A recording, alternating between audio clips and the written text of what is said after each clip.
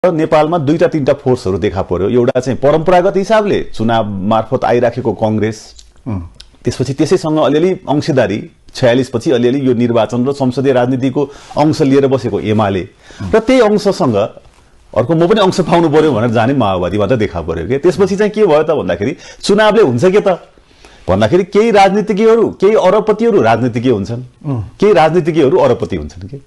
चुनावले गर्ने यति हो।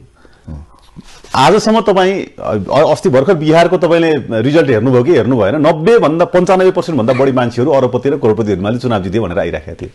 भनेपछि केही राजनीतिज्ञहरू अरबपति हुने र केही अरबपतिहरू राजनीतिज्ञ हुने, यो भन्दा बाहेक चुनावको अर्को कुनै रिजल्ट छैन। र जुन निर्वाचनमा नयाँ नयाँ अनुहारहरू आउँदै जान्छन् हैन, थपिँदै जान्छन्, उनीहरू अरबपतिहरूको क्लबमा जाने हो। वडा अध्यक्ष छ भने करोडपतिको क्लबमा जाला, मन्त्री प्रधानमन्त्री सांसद हुने छन् भने उनीहरू चाहिँ त्यसमा क्लबमा जाने हुन्छ। अनि हामी त यही निर्वाचन प्रक्रिया मार्फत हुने परिणामबाट आज भएन भने भोलि, भोलि भएन भने पर्सि, पर्सि भएन भने निकोर्सी, 1 वर्षमा भएन भने 2 वर्ष, यो कार्यकालमा भएन भने अर्को कार्यकालमा विकास र समृद्धि हासिल गर्छौं भनेर लागिरहेछ। यही त 7 सालदेखि हामीले कतिवटा निर्वाचन हेर्यौं नेपालमा, र 1950 देखि भारतमा हामीले कतिवटा निर्वाचन हेर्यौं।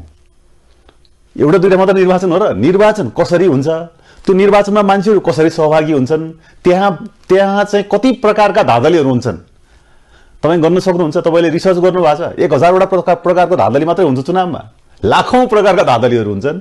त्यो चुनावले एउटा परिणाम निकाल्छ र अघि मैले भनेको जस्तो करोडपति अरबपतिहरूको क्लबमा लान्छ। वडा अध्यक्ष छ भने डोजर किन्छ, करोडपति क्लबमा जान्छ, प्रधानमन्त्री छ भने वडा अरबपतिमा जान्छ। आफ्नो हैसियत अनुसार उनीहरू जाने मात्रै हुन्छन्। भने यो चक्रबाट जाँदै गर्दाखेरि अरू तपाईँले 50 वर्ष गुजार्नु भयो भने पनि हामी जहाँ थियौं त्यही हुनेवाला छौं। दुईटा अर्थ